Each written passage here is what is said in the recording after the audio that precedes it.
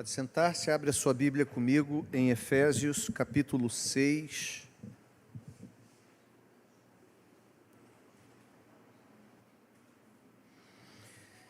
Efésios, capítulo de número 6, verso 13, até o verso 18, parte...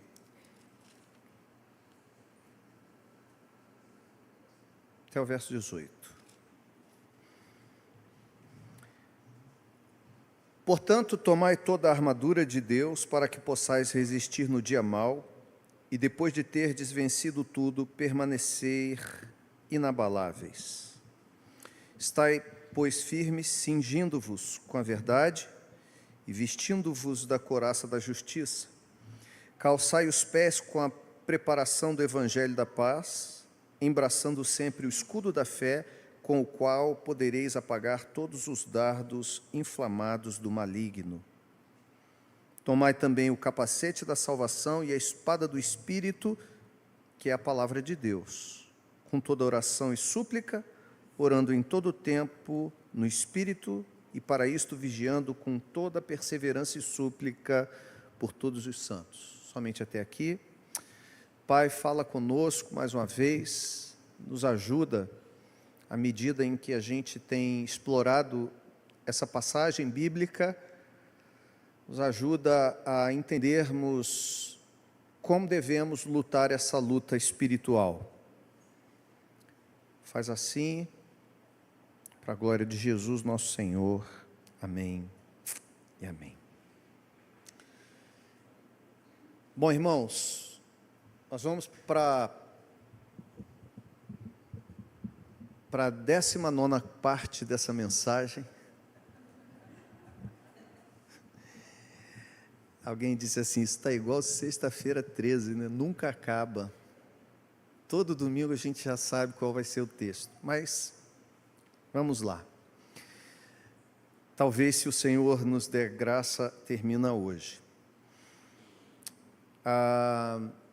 Nós temos falado sobre essa realidade da vida cristã, que é a realidade da luta espiritual, da guerra espiritual, da batalha espiritual.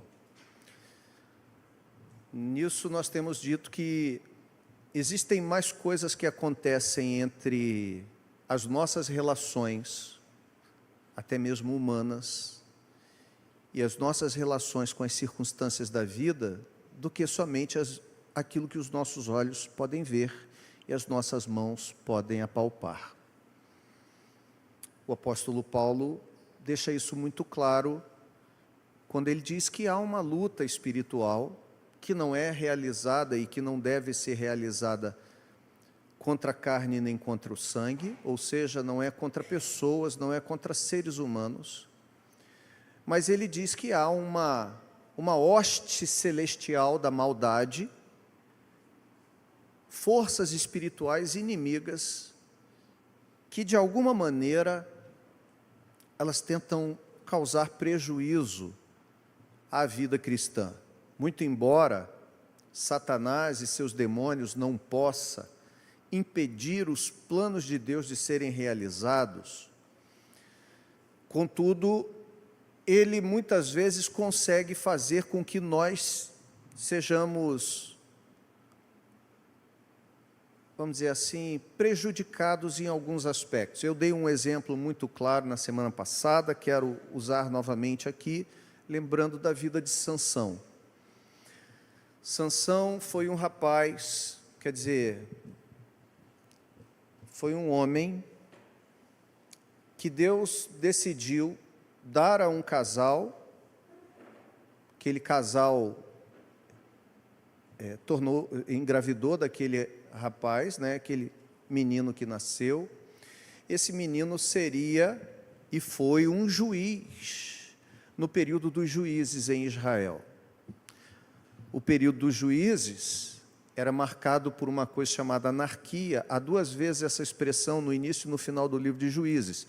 Na época dos juízes não havia rei sobre Israel, cada um fazia o que bem parecia aos seus próprios olhos. Então não tinha rei, a lei de Deus não era aplicada, o sacerdócio estava corrompido, você tinha, então, que havia inimigos que haviam,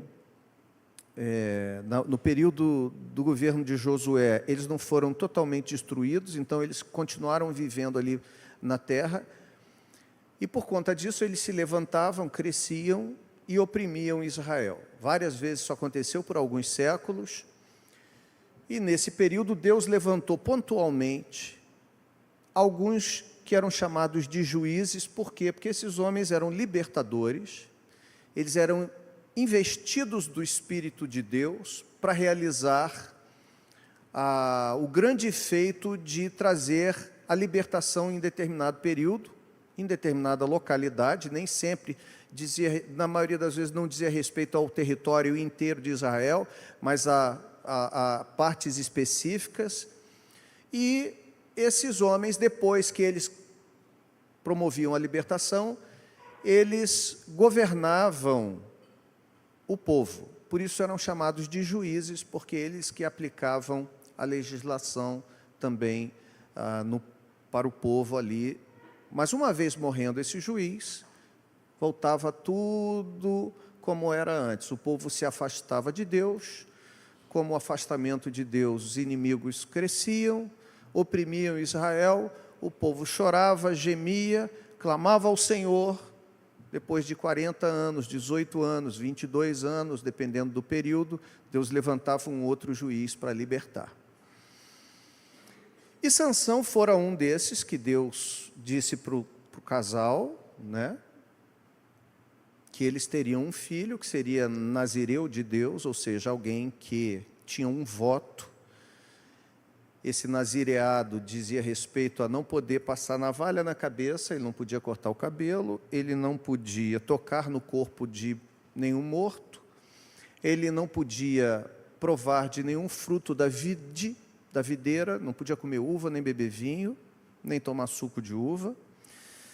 Ele não podia também casar-se com mulheres que fossem de outros povos. Sansão conseguiu fazer todas as coisas que eram proibidas. Ele se apaixona por Dalila, uma filisteia. Ele é levantado por Deus para destruir os filisteus, mas casa com uma filisteia. Interessante que Deus diz para os seus pais o seguinte: vocês vão cumprir esse voto de nazireado sobre a vida do menino também, porque ele será um libertador de Israel, libertador contra os filisteus. E eu disse para vocês, né, Sansão fez um monte de burrada na vida, terminou com a cabeça raspada, sua força foi embora por causa da sua desobediência, e Sansão foi aprisionado, teve os 2 olhos furados, foi colocado preso a uma roda de moinho para fazer o trabalho que bois faziam, e, em dado momento, arrependido de tudo isso, o cabelo começou a crescer, diz o texto, ele, lá no templo de Dagon, numa festividade muito grande, pediu a Deus que restaurasse somente mais uma vez a sua força, e ele derrubou o templo. E o texto termina dizendo que Sansão matou mais na sua morte do que em toda a sua vida. Ali ele derruba o templo de Baal sobre os filisteus, e ele mata mais de 3.000 filisteus naquele momento ali, vários guerreiros e tudo mais. Então, o propósito de Deus nunca é frustrado. Aquele rapaz foi levantado para destruir os filisteus, e ele assim o fez. O problema é que a maneira como ele chegou no final da sua caminhada é que foi prejudicial à sua vida. Então, irmãos, o que eu digo com isso é que nessa realidade dessa luta espiritual, dessa guerra espiritual, obviamente Deus vai realizar seus planos, vai realizar os seus projetos sempre. Agora, resta saber como é que nós vamos passar por todas essas coisas. Paulo diz que a gente deve se revestir da armadura de Deus para poder ficar firme. E depois de ter feito tudo, permanecer inabalável. Então, o objetivo não é apenas que a gente suporte e passe pelas circunstâncias adversas, mas para que a gente passe e continue inteiro.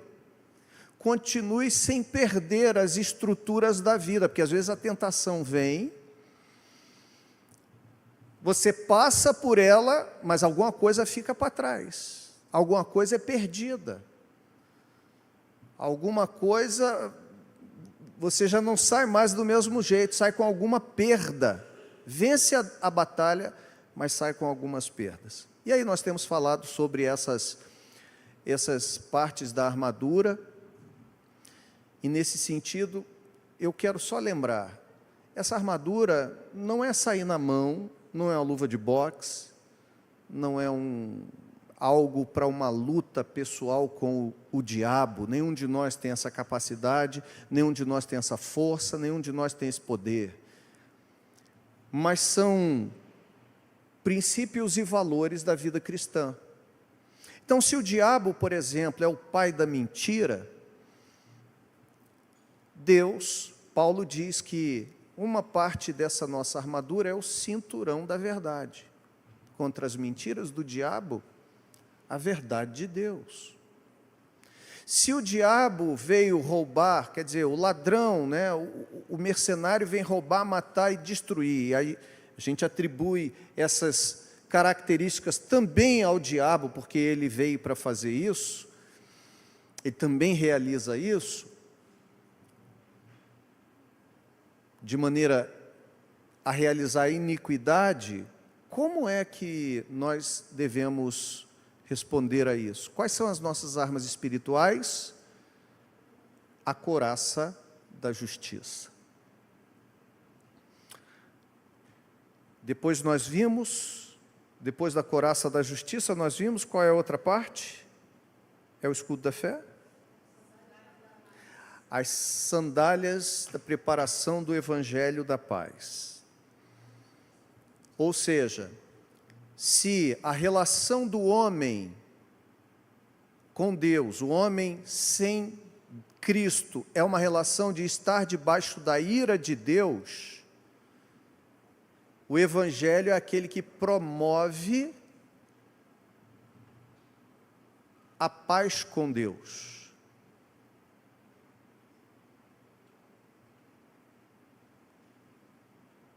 O evangelho é aquele que promove a paz com Deus. Então, e posteriormente nós vimos que contra as mentiras do diabo, as setas, os dardos inflamados do maligno, nós precisamos do escudo da fé. Hoje eu queria falar do capacete da salvação e do que mais der tempo de falar. Paulo diz, como nós lemos aí, no verso de número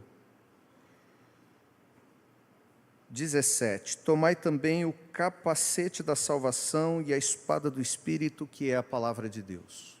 O capacete da salvação diz respeito, lembrando você, não, só manter isso, obrigado. O capacete da salvação, mais ou menos parecido talvez com esse que está aí, diz respeito a uma peça que o soldado romano utilizava para proteger a cabeça. Que interessante, né, gente? Capacete é para proteger a cabeça. Só aqui já dava uma boa metáfora de algumas questões da vida, né? Quem gosta de andar de moto e usa o capacete, por exemplo, no cotovelo.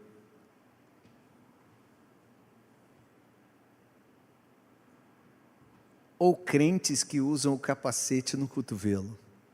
Crentes que usam o capacete da salvação no cotovelo. O que é esse capacete? O que Paulo está querendo dizer? Eu já disse para vocês que Paulo está ali olhando para um soldado pretoriano, um soldado de elite. E o capacete do soldado romano era uma peça preparada com material resistente, geralmente bronze ou ferro.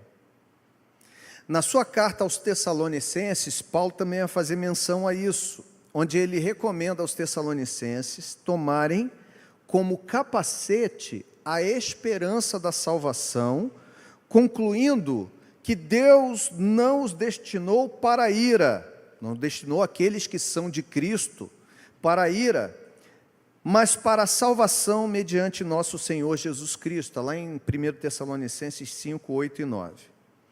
Logo, irmãos, o crente que tem como certa a esperança da salvação e tem em mente a volta iminente de Cristo, não cai nas ciladas de Satanás. A certeza de sua salvação, aliada a uma espera consciente da volta do Senhor, é o capacete que protege a mente. Eu vou me deter hoje um pouco nisso. A lição que aprendemos neste ponto é que Satanás adoraria que acreditássemos que Cristo não retornará, ou que não é capaz de garantir nossa salvação, querendo impregnar nossa mente com dúvidas acerca da obra do Senhor. Ele deseja que os filhos de Deus vivam de maneira temerosa ou despreparada, dando brechas. Eu já capitulei, eu já sucumbi a essa palavra, não tem jeito, já entrou no meu vocabulário. Para as suas atuações, e apesar do diabo não poder evitar que os crentes sejam salvos, ele deseja atrapalhar bastante a vida deles, a nossa vida. Eu quero destacar então aqui, irmãos, acerca dessa questão do capacete da salvação, o seguinte: o crente que tem como certa a esperança da salvação e tem em mente a volta iminente de Cristo, não cai nas ciladas de Satanás. A certeza de sua salvação, aliada a uma espera consciente da volta do Senhor, é o capacete que protege a mente do crente.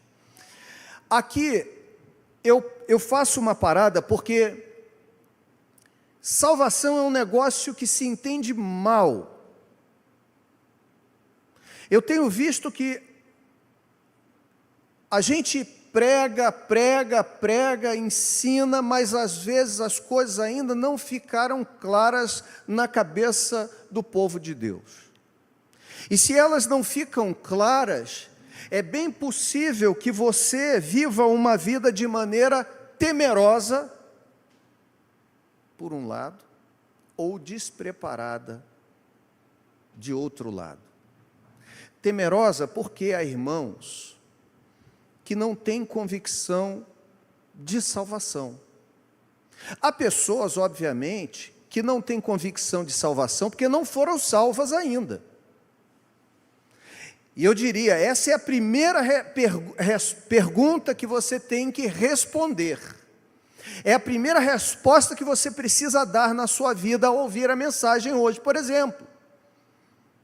Eu tenho convicção de que fui salvo?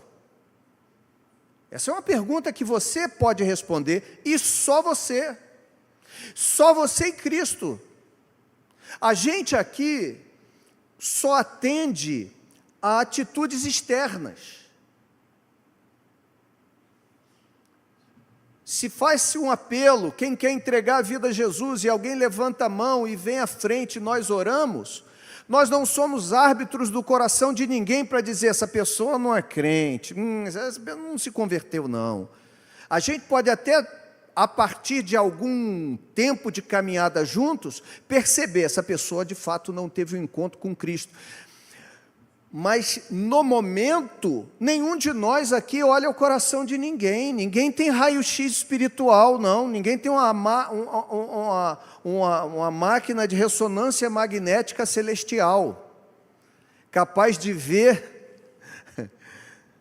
Quem faz isso é a palavra de Deus, que é apta para discernir entre juntas e medulas.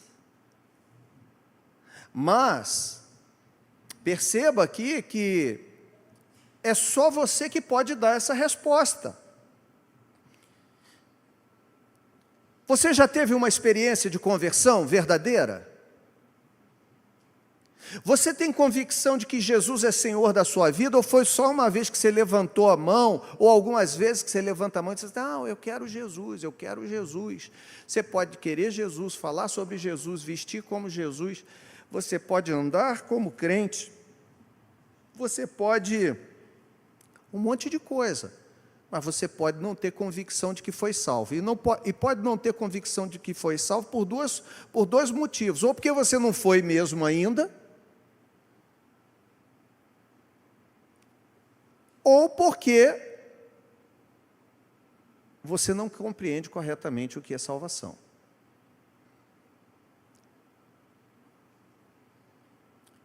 E a gente está falando da coisa mais importante da sua vida, tá?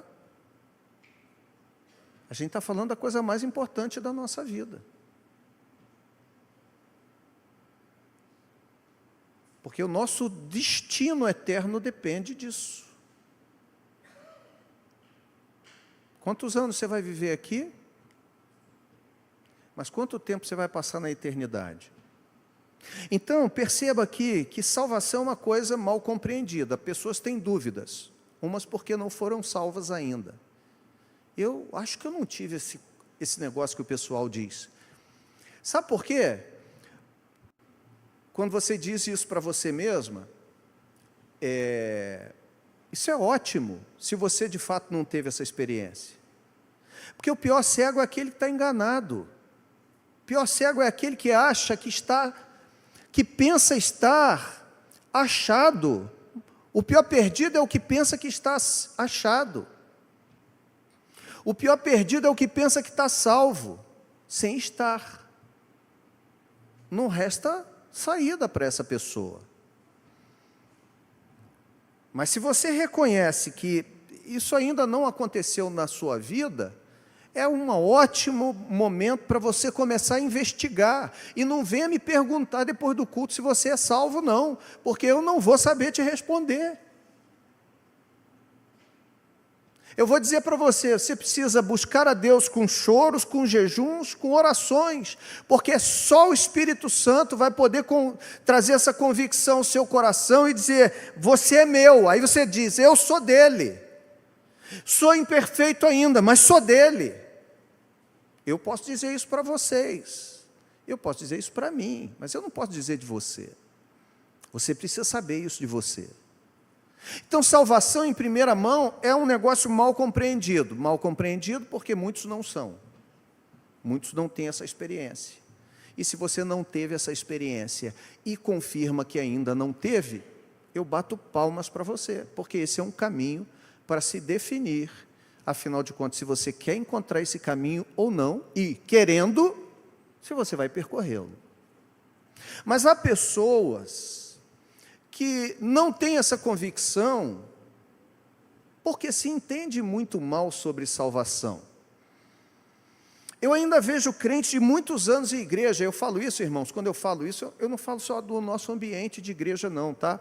Eu falo isso do ambiente de outras igrejas, eu falo isso do ambiente de seminários, né, de irmãos em Cristo que às vezes estão estudando, e você pensa que está ali estudando, e a pessoa tem aquela convicção, e você vai começando a conversar dando aula, e você percebe que a pessoa que está estudando teologia, às vezes para ser um líder em algum lugar, não tem convicção das coisas, ela não faz ideia. Ela ouviu o galo cantar, mas não sabe aonde. E é por isso que as nossas igrejas estão tão fracas. Mal compreendida a salvação. Então deixa eu explicar para você uma coisa.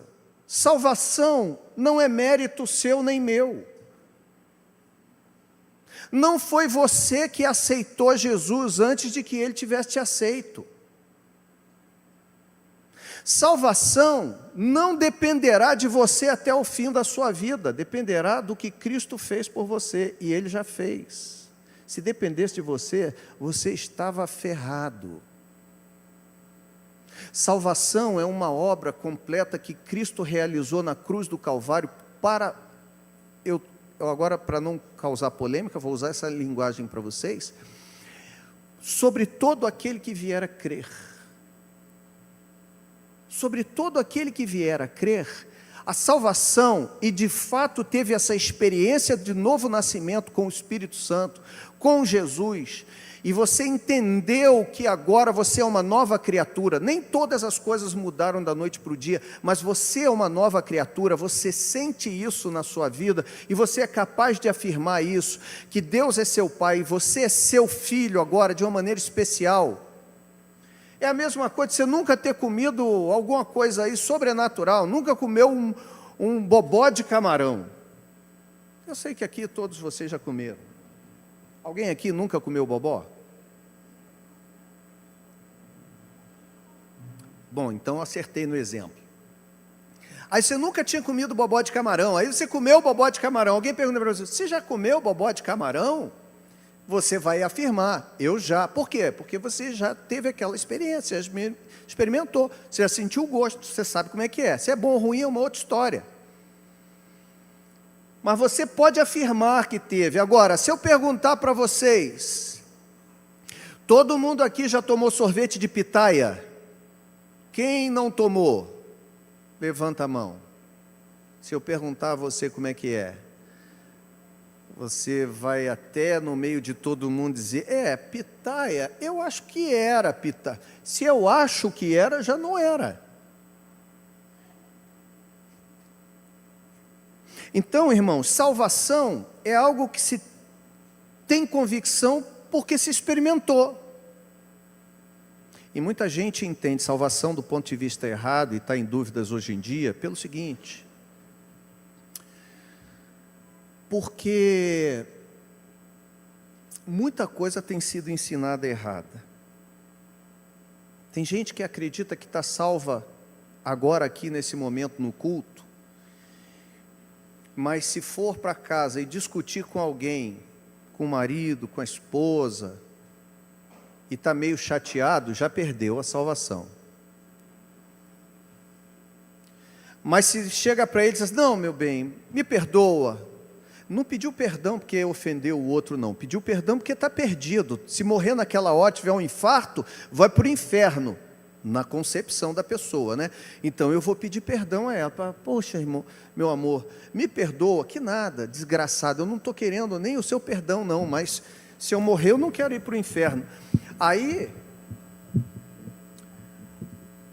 a pessoa diz, perdoa, graças a Deus, estou salvo de novo.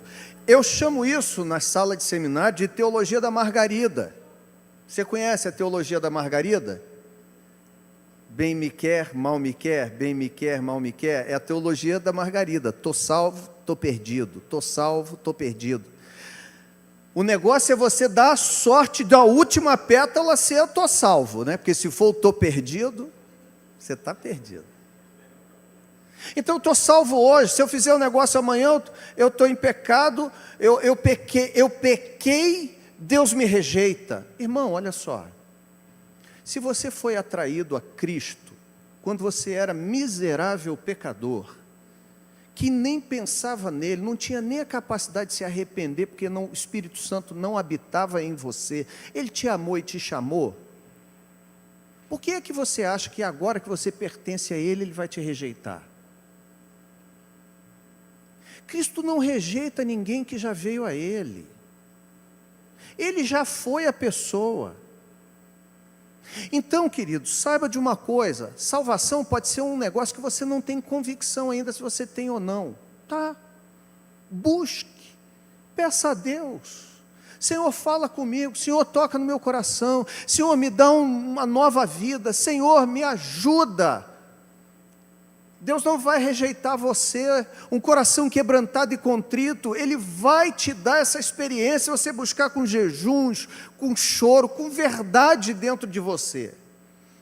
Agora, saiba de uma coisa, uma vez você tendo sido aceito por Ele, não tenha dúvidas, porque Paulo diz isso em Romanos 5, olha só, ele diz, Deus prova o seu amor para conosco, tendo Cristo morrido por nós, quando nós ainda éramos pecadores. Se nós, quando éramos seus inimigos, Ele morreu por nós e nos trouxe para Ele, por que é que agora que nós somos amigos, Ele vai dizer, estou só esperando você dar uma vacilada para tirar o teu nome? E desculpa, vou usar uma linguagem que meu pai usava. Que diabo de teologia é essa em que o indivíduo acha que Deus escreve o nome dele no livro da vida e depois apaga? É liquid paper a caneta de Deus? Como é que era o nome daquela caneta que apagava?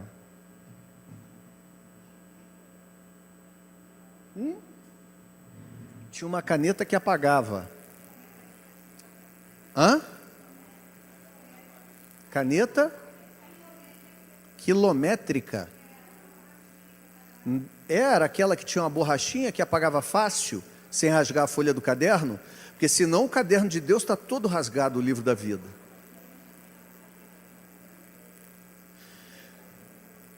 Perceba que muitas pessoas agora, ao me ouvir, estão preocupadas.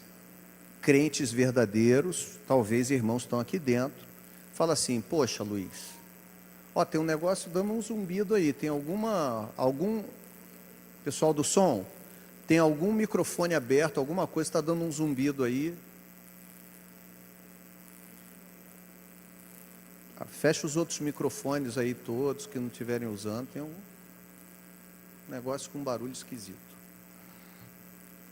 Então, irmãos, salvação é um negócio que você tem ou não, mas se você tem, você não perde, porque não foi você que conquistou, não foi você que se salvou.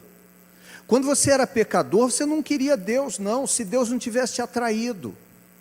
Então foi Jesus que te atraiu, te aceitou, e ao te aceitar, o Espírito Santo realizou uma obra no seu coração, e em resposta a essa obra, você aceitou Jesus. Aí você diz: fui eu, foi você, mas só foi você depois que foi Ele. Então, a minha entrega a Jesus, a sua entrega a Jesus, é uma resposta àquilo que Jesus fez dentro de você. Senão você jamais desejaria Ele, senão você jamais chegaria a Ele, senão você jamais teria capacidade de ver, porque o homem natural, o homem sem Cristo, ele está morto nos seus delitos e pecados. Como é que um morto pede para ressuscitar?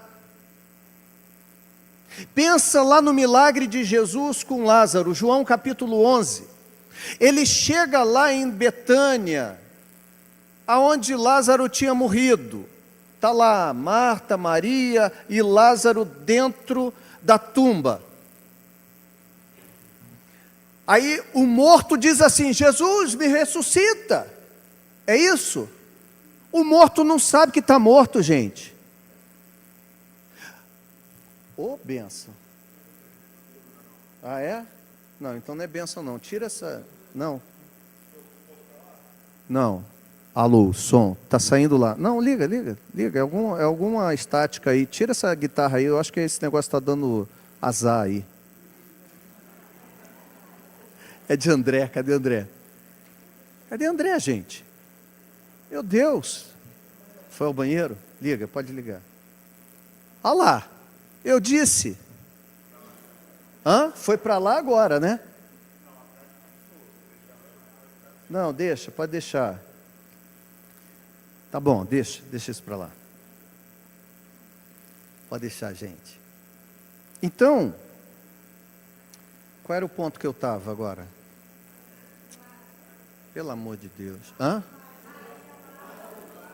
O Lázaro. Lázaro disse assim: Jesus, me ressuscita. É isso? Não. O morto não sabe que está morto. Quando a Bíblia diz, Paulo diz em Efésios 2, leia quando você chegar em casa. Acredita em mim não, pega a sua Bíblia aí, Efésios capítulo 2, anota. Versos 8, 9, 10. Vocês estavam mortos nos vossos delitos e pecados. Está lá no verso 1. Mas Deus, sendo riquíssimo em misericórdia, vos vivificou, vos deu vida. Você estava morto. Morto não sabe que está morto, gente. Só em filme. O morto está morto. O morto só descobre que estava morto depois que ele vem à vida de novo. E foi isso que Jesus fez com Lázaro. Lázaro está morto há 4 dias. Aí Jesus chega na porta do túmulo e diz: Lázaro, vem para fora. E aí Lázaro vive, e aí Lázaro descobre que tinha morrido há 4 dias. Eu e você hoje conseguimos ver o antes e o depois, só porque Cristo nos deu nova vida, o Espírito Santo nos regenerou, Ele nos fez nascer de novo. Foi o que Jesus falou para Nicodemos em João capítulo 3, Nicodemos, se você não nascer de novo, você não pode ver o reino de Deus. Ah, mas eu quero ver o reino de Deus, sou um cara inteligente, eu já li a Torá toda, eu sou mestre da lei, não interessa. Se não for uma obra do Espírito, se você não nascer de novo, e o coroa não sabia como é que ele ia nascer de novo, como sendo eu, homem velho, posso voltar ao ventre da minha mãe? E Jesus diz, olha, isso não depende de você, isso é uma obra do Espírito. Então peça ao Espírito, me dá o novo nascimento, Senhor, me dá a conversão genuína e verdadeira. Mas uma vez tendo chegado à conversão, querido, saiba de uma coisa, quem te guarda é Cristo, quem garante é Cristo.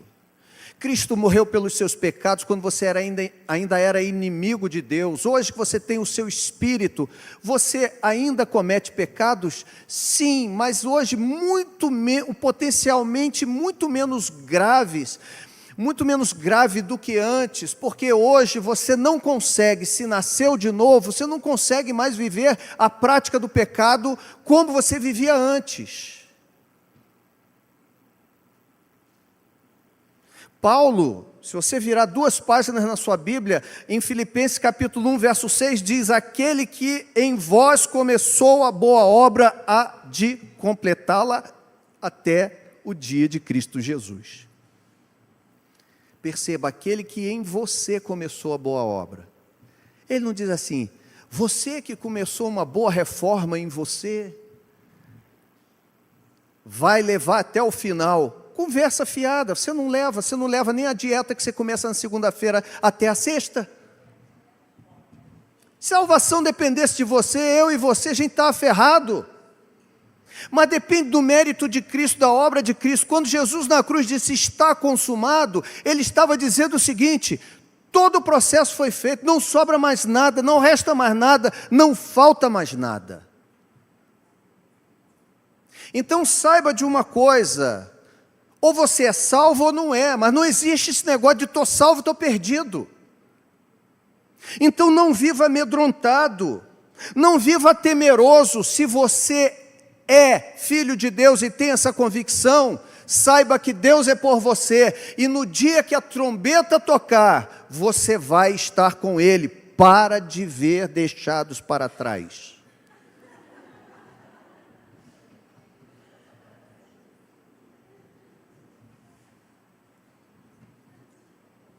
Um monte de crente que acha que ainda vai ficar para trás. Então você não é crente, pô. Porque se você não fica para trás. Como é que você vai ficar para trás? Você deixaria seu filho para trás? Por que você acha que Deus vai deixar os dele para trás? Uma vez tendo sido feito filho de Deus, você lançaria seu filho no inferno? Hã? Você mandaria seu filho para o inferno? Qual seria o pecado que o seu filho, se fizesse, você ia dizer, eu não quero mais você como filho, eu vou mandar você para o inferno? Qual seria o pecado, Helena, que Lucas viesse a fazer, que você ia fazer isso com ele? Quando você se torna filho e não deixa de ser, ou deixa? Rafinha deixou de ser sua filha, Gabi? Então, gente, salvação não se perde. Qual é o problema que talvez você esteja tenso ouvindo isso da minha parte? Você deve estar pensando assim, pô Luiz, mas se é fácil assim, então eu posso fazer o que eu quiser, que Deus vai estar obrigado a me salvar. Opa, espera aí, pega leve com esse discurso seu, está muito liberal. Tem nada de liberal o meu discurso. Por quê? Porque aquele que foi salvo não banaliza a salvação. Você entendeu qual é a diferença? A diferença é que algumas pessoas, às vezes até de boa vontade, elas querem preservar o crente, para ele não virar mundano. E para ele não virar mundano e para preservar ele, eu falo umas mentiras santas para vocês. Então eu falo o seguinte, você vai perder sua salvação se você continuar assim, hein? Que aí eu mantenho você no terrorismo. Só que o medo do inferno não leva ninguém para o céu, gente. O que leva para o céu é a fé em Cristo. É o amor que Cristo derramou em nossos corações e nós respondemos a Ele com esse amor. Desejosos por esse amor, nós cumprimos a sua vontade.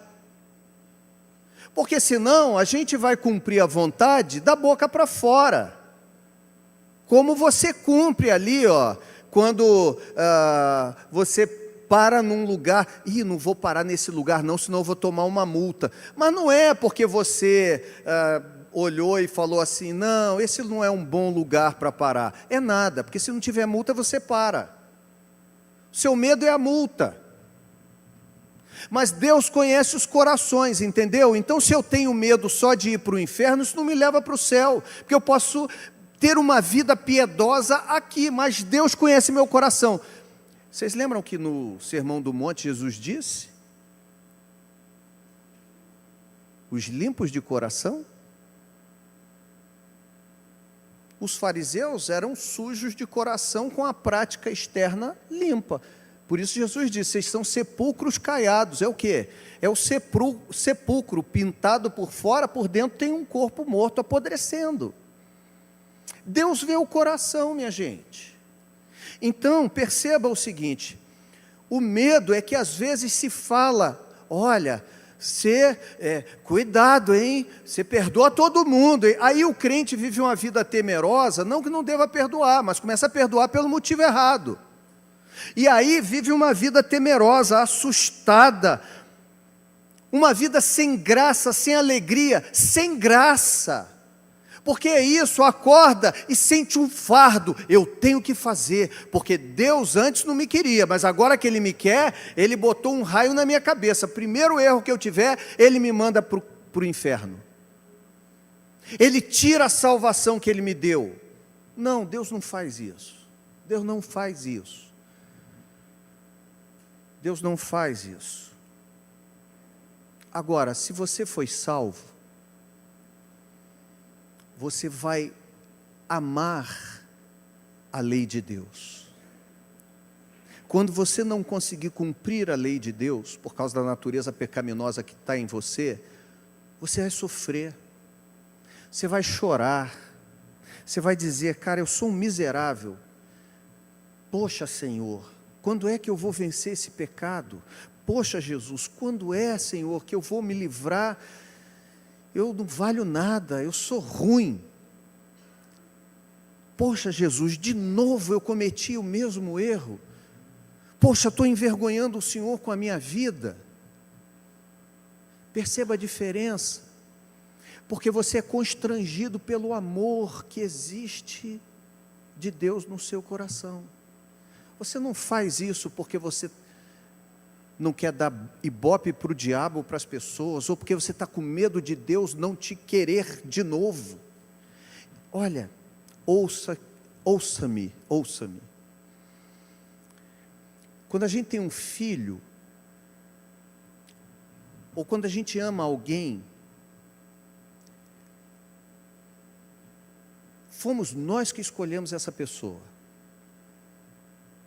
Quando você ama alguém, quando está ali, Oséias, abraçadinho com Carol, olha que casal bonito, olha lá para trás, gente, olha para eles, olha lá. Ela anotando, reclinada ao ombro másculo daquele indiano, não é? O indiano da Carol. Quando Oséias, né? Quando Carol olhou e Oséias disse assim: eu conquistei Carol. Ninguém conquista quem não se deixa ser conquistado. Foi Carol que primeiro abriu o coração para ser conquistada por ele, para que ele fosse conquistador dela. É assim que Deus faz com a gente, Ele nos conquista, né? Nós, não fomos nós que o escolhemos. Lembra que Ele disse: não fostes vós que escolhestes a mim, mas eu vos escolhi a vós e vos designei para que vades e deis fruto, e o vosso fruto permaneça. É Ele quem vem a nós, é Ele quem nos escolhe. Portanto, irmãos, a salvação é um dom gratuito de Deus que nós recebemos pela fé. Pela fé, cremos e entregamos a nossa vida a Jesus. É isso que eu quero, Senhor, é o Senhor. E uma vez tendo sido recebidos por Ele, você não é mais rejeitado. Mas então eu posso fazer o que eu quiser. Aí eu direi para você: mas se tudo que você ainda quer fazer é aquele monte de pecado, irmão, você voltou para o primeiro ponto da sentença da minha mensagem hoje. Você não foi salvo. Você está numa amargura terrível de vida. Por quê? Se você se dizendo crente, a única coisa que você pensa é: posso voltar para a esbórnia que eu vivia antes, porque Deus está obrigado a me salvar uma vez, agora que Ele já me salvou. Deixa eu dizer para você a coisa mais triste do mundo: você não foi salvo. E o que acontece hoje em dia em muitos lugares? Tem muita gente vivendo moralmente correta, tem muita gente vivendo circunstancialmente correta, dando aparência de ter nascido de novo. Por quê? Porque nesses lugares não é pregada a transformação do interior, mas a transformação do exterior. Então, se você tiver o estereótipo de crente, o que é o estereótipo de crente? Se você não beber, se você não fumar, você andar com a Bíblia debaixo do braço, você não falar palavrão, você não fizer isso, você não fizer aquilo outro, participar dos cultos todo domingo e tal, tudo certinho, então você é um crente salvo. Quem disse? Se Nicodemos era esse cara, e não é o Augusto Nicodemos, não. João capítulo 3 diz lá: Nicodemos era chefe da sinagoga, era crente melhor do que eu e você, não tenha dúvida. Que a gente está falando de um crente da sinagoga de 2000 anos atrás. Aquilo era um homem piedoso, que cumpria toda a lei de Deus. E Jesus diz para ele: mas cara, é pouco, está faltando o mais importante. Então, irmãos, perceba, olha aqui a minha fala: o crente que tem como certa a esperança da salvação e tem em mente a volta iminente de Cristo, não cai nas ciladas de Satanás. O diabo às vezes tenta acusar: o que você fez foi terrível, hein? Para você não tem perdão. Como é que não tem? Já teve. Se Cristo já me perdoou e eu tropecei aqui, o Espírito Santo me acusa: tu está errado. Quem disse que não? Quem é Satanás para me acusar? Paulo diz em Romanos 8, quem tentará acusação contra os eleitos de Deus? É Deus quem os justifica. Foi Deus, foi Cristo que me justificou. Não tenho nada com Satanás mais, nem você. Agora perceba, a certeza de sua salvação, aliada a uma esperança, uma espera consciente da volta do Senhor, é o capacete que protege a mente. Então tem duas questões aqui, uma relação de causa e efeito. Você foi salvo? Amém. É pela graça de Deus, você não vai perder. Mas você foi salvo, a sua mente agora é transformada. As coisas velhas passaram e tudo se fez novo, as coisas estão se fazendo novas e a mente está sendo transformada regularmente. Significa dizer que você também não vai viver mais uma vida despreparada, nem uma vida desejosa por fazer tudo que não presta. A sua mente foi também transformada. Olha o que diz o apóstolo João. Eu estou terminando. E não terminei a coisa hoje, né? Vocês viram que não acabou. Vai ter a parte 44 nas próximas semanas aí. Ai, Jesus. Que coisa, né, irmãos? Ai, Jesus. O apóstolo João, 1 João, abre aí.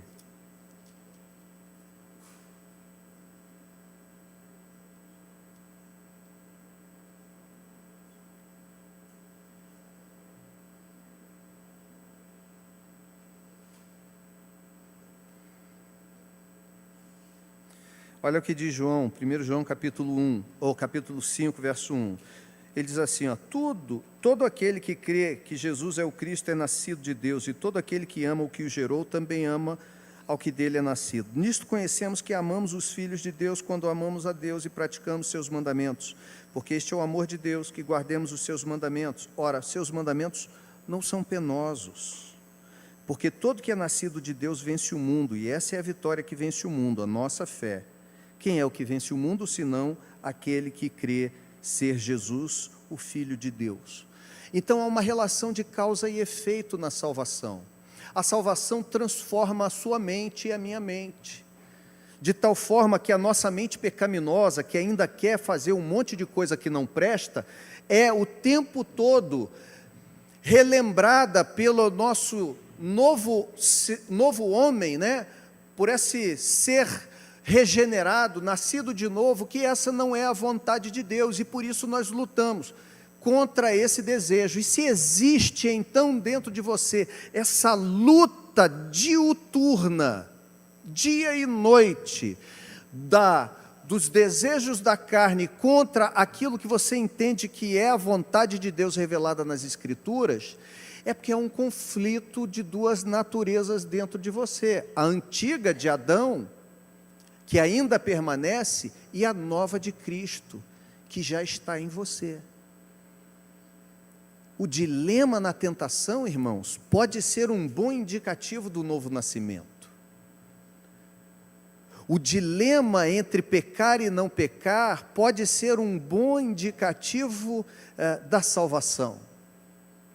Porque o indivíduo que está perdido mesmo nos seus delitos e pecados, ele está nem aí, aquele ditado popular que diz muito bem, fazendo aquilo e andando, porque ele está morto nos seus delitos e pecados, ele nem considera que ele ofende a Deus. Mas, se o drama está no seu coração, se por um lado há a certeza de que Cristo te ama, te amou, mas há também aliada a isso uma espera vigilante, consciente do coração, preparada, buscando fechar essas brechas das atuações do maligno. Então isso pode ser um grande indicativo na sua vida de que Cristo faz morada no seu coração. Portanto, o capacete da salvação do que Paulo fala é esse item que protege a mente do crente. Protege em dois aspectos. Primeiro, protege ele pela convicção da salvação. Não há acusação que Satanás venha fazer para mim que vai me derrubar, porque o que Cristo fez por mim é muito maior. Então eu não vou me deixar afetar pelas mentiras sujas do diabo contra a minha vida, porque Cristo já morreu por mim. Não é ninguém que vai dizer para mim, olha, mas você não está sendo muito perfeitinho não, olha, você entrou para a igreja, não pode mais fazer isso. Eu tenho certeza que você já ouviu isso de alguém que já chegou para você, você agora não é crente, não pode mais isso, não pode mais aquilo. Ora, ninguém pode, não é só o crente não. Pecado é, segundo o teólogo N. Gruden, não se conformar à lei moral de Deus, seja em ato, atitude e natureza. E não diz respeito que é só crente que peca, não. Toda a humanidade peca. Então, o fato de ser moralmente correto é para todas as pessoas, nem só para quem virou crente, não. Só que a gente às vezes sucumbe a essas acusações contra nós por fragilidade, porque não temos convicção teológica, doutrinária, bíblica da salvação, e vivemos assim: estou salvo, estou perdido, estou salvo, estou perdido.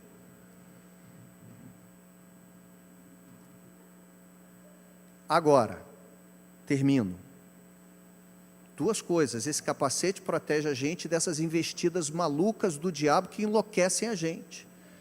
E por outro lado, a capacete a salvação também como um capacete, nos dá uma nova maneira de pensar a vida e de viver. Não de forma despreparada. Não como diz Jesus na parábola, surrando os funcionários da casa, porque o chefe, o dono da casa está voltando e vai cobrar de nós. Não enterrando os talentos, ou seja, se eu nasci de novo, se eu fui salvo, isso me muda a consciência. De qual maneira? De qual maneira? Da maneira de que isso muda a minha forma de ver a vida. E agora eu busco viver uma vida reta, justa diante de Deus, mas sem terrorismo. Eu busco fazer isso porque amo a Cristo e me entristeço profundamente todas as vezes que eu falho nisso, mas não me entristeço porque Ele vai me rejeitar, entristeço porque mesmo quando eu faço isso, Ele estende a mão para mim e me chama para caminhar de novo, e dizer: cara, levanta, sacode a poeira e continua caminhando. É quando o Espírito Santo tira a gente do chão e a gente se entristece pelo pecado que cometeu. A gente reconhece que aquilo que a gente fez não é algo bom, ou o que a gente está querendo não é algo bom. Então, a salvação, ela, firme na cabeça, como um capacete, ela nos protege das mentiras do diabo contra a obra que Cristo fez por nós, querendo lançar dúvida. No dia do arrebatamento, este avião estará desgovernado. Eu não quero nem saber, eu não vou estar aqui.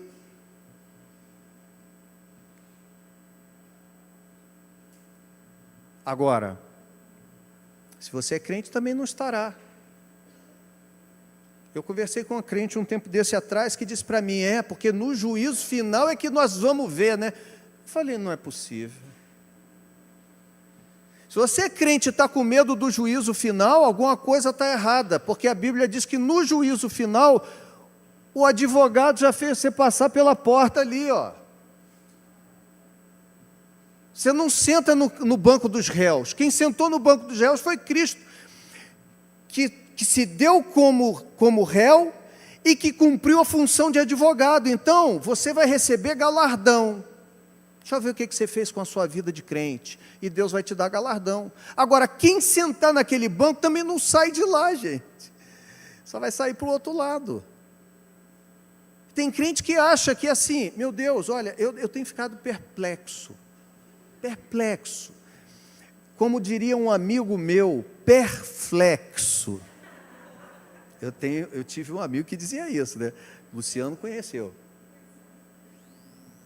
Já faleceu ele, dizia isso. Rapaz, eu fiquei perplexo. A gente nunca teve coragem de dizer para ele a verdade, né, Pepe? Tadinho, ele morreu falando isso. A gente nunca teve coragem. Ele falava com tanta convicção que eu já estava achando que o errado era eu. Mas, irmãos, eu fico às vezes perplexo. Os irmãos entregam a vida a Cristo, vivem uma vida piedosa com Cristo, mas acham que no dia do juízo final, Deus ainda vai botar na balança para ver o que eles fizeram, se é melhor ou pior. Gente, não tem balança para crente. É self-service que você paga uma vez só e pode comer à vontade. Jesus pagou a conta, entendeu? Não tem peso disso para aquele que entregou sua vida a Jesus.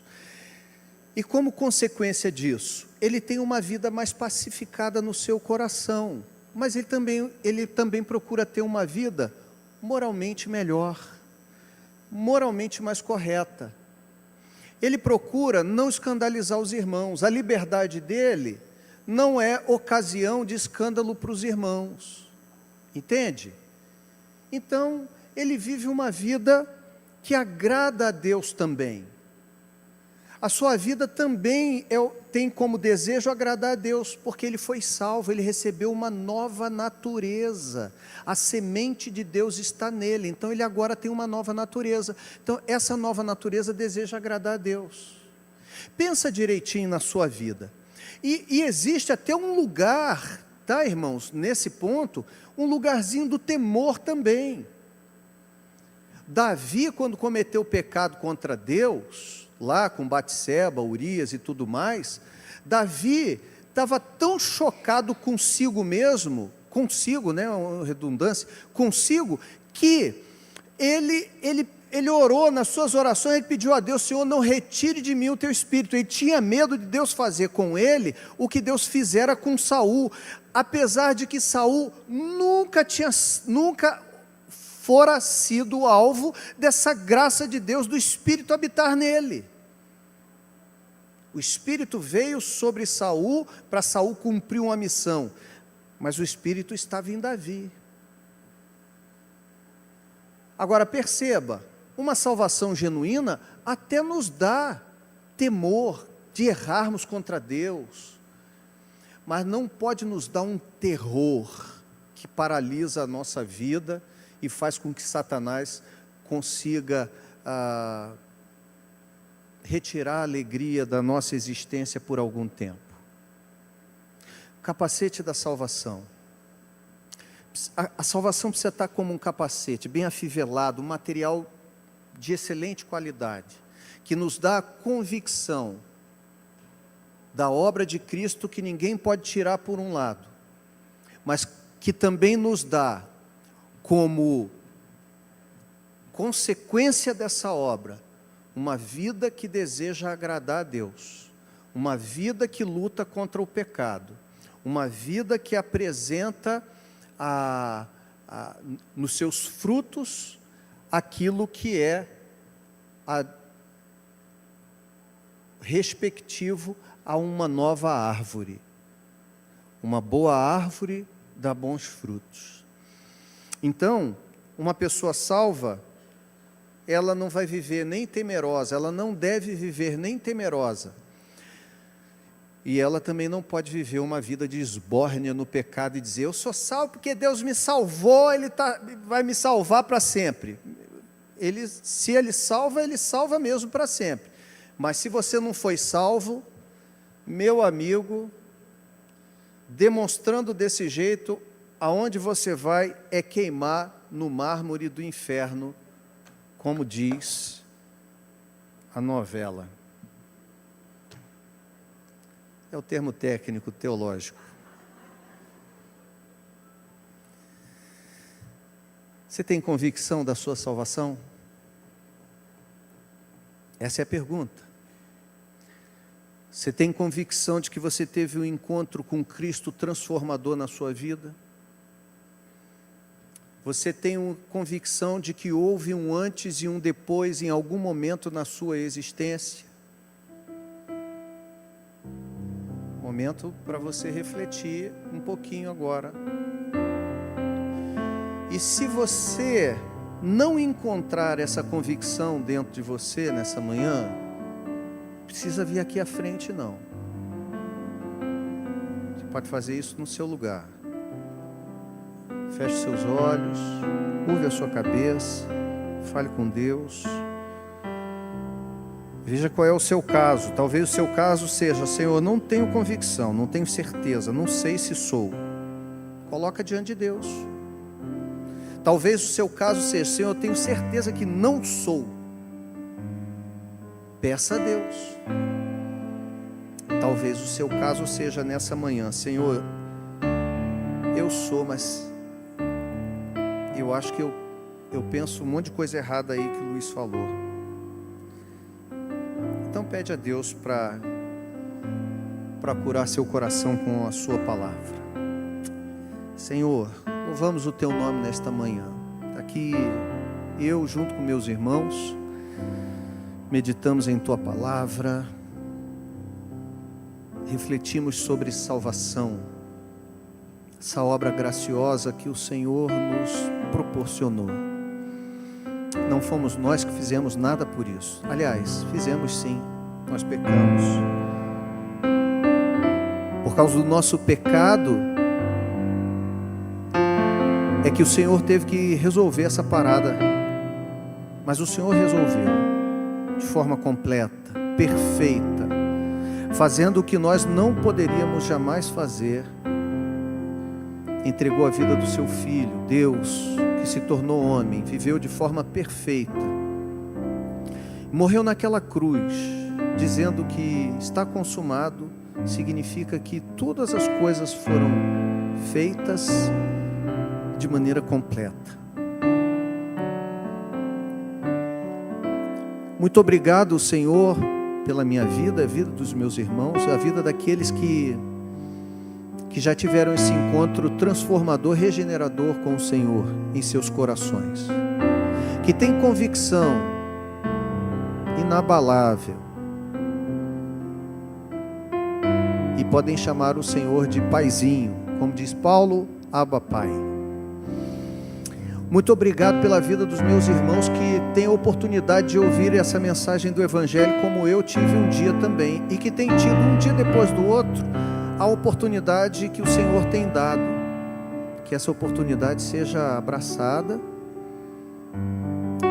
que haja seriedade para com seus pedidos diante do Senhor, e para que o Senhor possa realizar essa obra maravilhosa, transformadora no coração deles também, para que não haja mais dúvida em seus corações, pelo contrário, confiança. Eu hoje sei o que é um antes e um depois com Cristo, e que a nossa mente jamais seja confundida por doutrinas que são às vezes de boa vontade, ensinadas erradas, na tentativa de fazer com que a gente fique firme pelo medo, pelo terror. Mas, Senhor, isso não funciona. A gente, se fica firme, fica pela graça, pelo amor, pela aceitação que já tivemos do Senhor em nossas vidas. E isso às vezes dá até um frio na nossa barriga, porque faz a gente perceber que está diante de algo que não pode ser desprezado, nem tratado levianamente. Então, Senhor, louvamos o Teu nome nesta manhã e pedimos que essa obra maravilhosa do Espírito Santo, que tem alcançado tantos e tantos e tantos e tantos ao longo de toda a história, possa também alcançar nesta manhã todos aqueles que estiverem ouvindo essa mensagem, porventura ainda não tiverem sido regenerados pelo Teu Espírito Santo. Essa é a nossa oração, no nome santo de Jesus. Amém e amém. Amém, queridos? Olha, amém. Não sei vocês, mas eu fiquei muito satisfeito com hoje, com o que eu preguei. Não achei que preguei bem, não. Fiquei satisfeito com o que eu falei, com o que foi falado, com o que a gente pôde tratar. É sempre melhor a gente pregar na igreja da gente, sabe? Às vezes a gente prega fora e tudo mais, mas a igreja da gente tem uma coisa especial, né? As pessoas que conhecem a gente conhece, o carinho, a maneira como a gente fala, e as pessoas entendem também. Então, meu desejo é que o Senhor possa trazer clareza à sua mente, ao seu coração, o Senhor possa renovar as suas forças, o Senhor possa trazer convicção à sua vida cristã, debelar as dúvidas, não é? E conduzir você, caso não seja o seu caso ainda, conduzir você a um encontro genuíno, transformador, totalmente inusitado na sua vida, com a sua graça maravilhosa. Amém? Vamos ficar de pé e vamos receber a bênção do reverendo. Como é que é o negócio? Extasiadamente.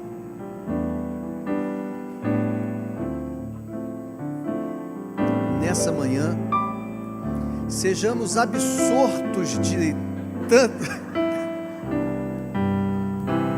Depois de uma palavra dessa, uma mensagem dessa, eu estava me segurando ali para não falar em línguas. Ele brinca assim no final. Amém. Senhor, como é bom a gente estar na nossa casa, que é a tua casa, como o Luiz disse. Como é bom ouvir a tua voz, como é bom sermos amorosamente confrontados por ela e edificados por ela ao mesmo tempo. Muito obrigado por isso. Que o amor de Deus, nosso Pai por excelência, e a graça maravilhosa do Senhor Jesus Cristo, que nos proporcionou tão grande salvação, e que as doces, ternas e eternas consolações do Espírito Santo, que confirma esta salvação diariamente a nós, que seja com todo o povo de Deus, hoje, agora e até que o Senhor volte. Você crê nisso, meu irmão? Amém. Amém. Amém. Que Deus abençoe.